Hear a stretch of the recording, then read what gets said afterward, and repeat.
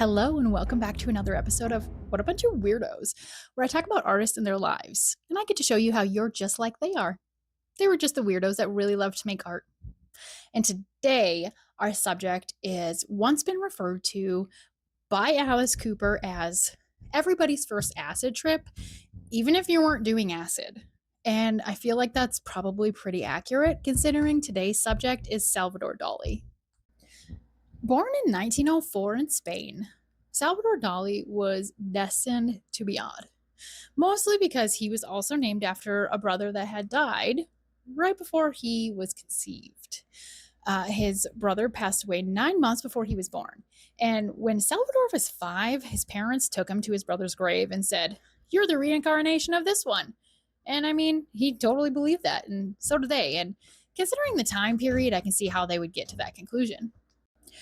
What was and is still pretty typical is that his dad was very, very strict, and his mother wasn't. His mom really, really doted on him, and he did have a sister that he also had a really good relationship with. Considering that he had those relationships, he still really exuberated some like main character energy. And in his autobiography, he actually admitted to pushing a kid off like a 15-foot bridge just because nobody was paying any attention to him. And he also did something very similar when he was in college, where he actually walked right up to a pillar and like smashed his face into it until he was bleeding, and then was like, nobody was paying attention to me. So, he had some real main character energy, if that's what we want to call it.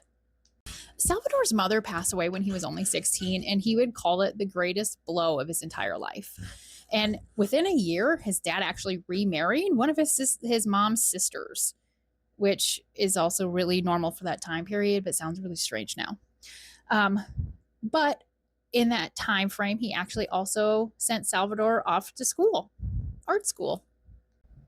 Salvador would actually go on to get kicked out of that art school because he found that the judges that were to judge his final works too incompetent to judge his work. So they said, sayonara, or whatever they say. And then he goes on to just continue being an artist and not getting recognized or anything like that until he meets Gayla. And Gayla is a very special individual, and she's the reason that Salvador actually became a household name.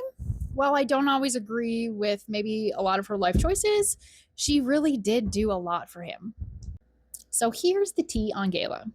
Gayla was known to be the muse to many artists, and a lot of times when artists created their greatest work, there would always be the rumor that they created their best work because they were having an affair with Gayla. And I mean, that is quite the reputation. She also actually was married and had a daughter before that she met Salvador. And when she met him, within weeks, she had left her husband and daughter to be with Salvador. And while everybody else created their greatest works with her, she found her greatest work was Salvador Dali. So when they got together, Salvador's dad actually cut him off and decided, hey, if this is the lifestyle that you're going to have, then I'm not going to support you in it. And so Gayla really, really pushed Salvador to do his best work. And he was working and he was creating so many things. And she would take his work and she would go to all of the art galleries in Paris and all around. And she would say, hey, I have this piece of art and gallery B is going to pay me this much money. And then she would let gallery A pick like their price that they wanted to bid. And then she would go to the other gallery and say, hey, this gallery wants to pay this much money for this painting. How much do you want to pay for it? And she would actually have the galleries bidding against each other. And that's really how she made a lot of their money. However, when people decided that they didn't want to buy his works anymore, they went to America. When they came to America, they lived pretty much as a king and a queen because they were a spectacle. Well, maybe not so much Gayla, but definitely Salvador. And he loved it. He loved all of the attention. And in the 1920s, being a spectacle was literally all the rage. So they did great here. It's really hard to say what Salvador loved more, his persona and being famous, or all of the money that he was pulling in once he was in America.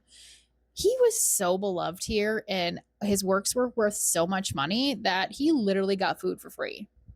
He would sign it. He would like go to restaurants and he would order his food and he would write out his check to pay his bill. And then he would flip that check over and he would draw something on it, instantly making that check worth more money than the dollar amount that he had written on the front of it. Nobody ever cashed their checks.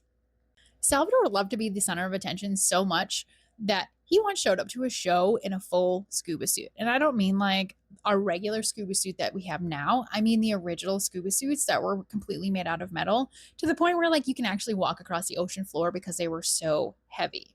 However, he almost died wearing that scuba suit until one of his assistants found a wrench and was able to take off his helmet. Salvador was as surreal as all of his dreams were. And not even just in the way that he dressed and presented himself, but the way that he also lived his life. He was actually known for orgies and voyeurism. And there's an entire book on that part of his life if you decide that you want to research that. But he also did things that qualify as assault. And I am not going to repeat those here, but those are better researched for yourself. I just know that it was really gross. Salvador was actually really, really interested in psychology, and he was super interested by Sigmund Freud. And he actually learned how to induce paranoia so that he could learn how to paint his dreams. So he would like induce paranoia within himself to like a certain point, and then he would go and paint his dreams. And like some of his paintings are really, really bizarre because he was a surrealist. And all of his paintings were very, very surreal, but they were all really, really amazing.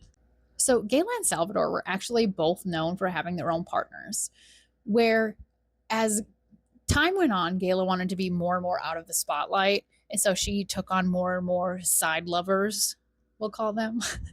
And Salvador actually ended up with his own muse and companion himself.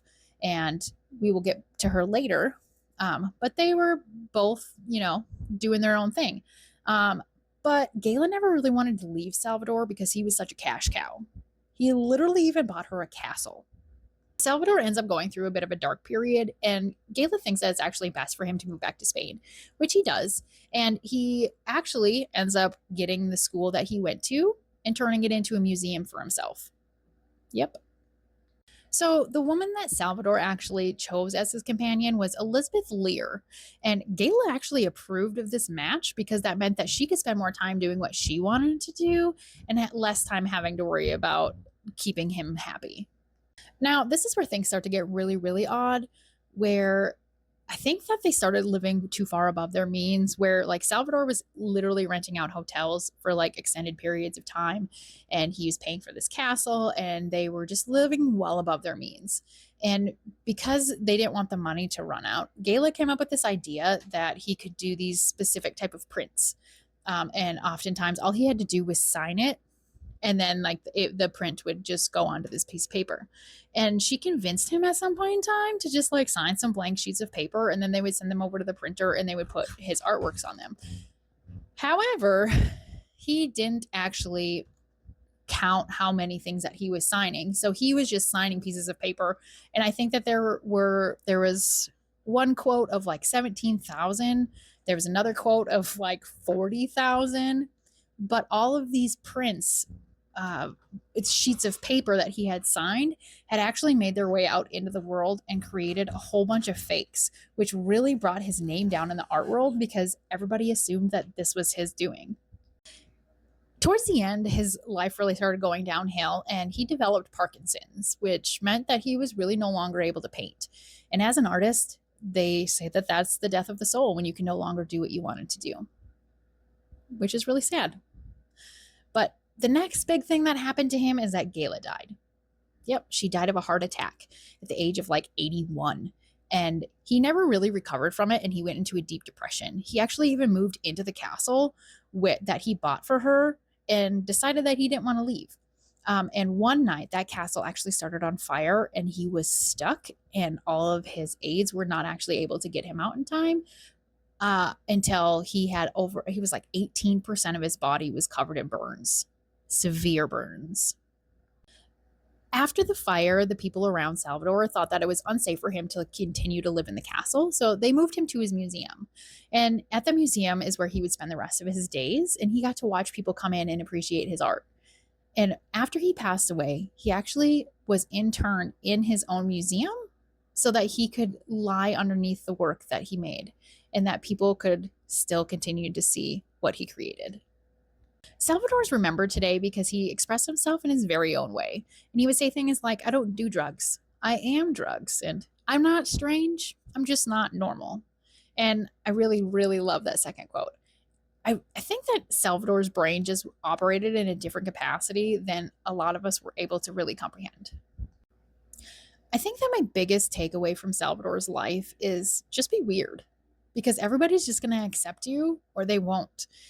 You really can't control that, but oftentimes people really will accept you because that's what they wish for themselves. They wish that they could fully express themselves in the same way that Salvador could. And I think that's why so many people really appreciated him. He just expressed himself and he was himself. That was it. And yeah, he was really, really odd, but aren't we all? Normal is completely relative, and nobody is normal, so stop trying to be. Or as Salvador says himself, have no fear of perfection because you'll never reach it. He also leaves us with this little reminder. I'm going to read it from here. The difference between false memories and true ones is the same as for jewels. It's always the false ones that look the most real, the most brilliant. And I love that. I really hope that you enjoyed this episode of WABOW. What a bunch of weirdos. And make sure that you hit the like button if you like this video. Make sure you're subscribed and that you're following me for more videos like this. I really, really appreciate you sitting here and watching me talk about all these artists. This is really, really fun for me. And I really hope you guys like my new set that I created. It feels very, very me. I just really love it. Thank you so, so, so much. And as always, do what you love, be kind, and stay weird.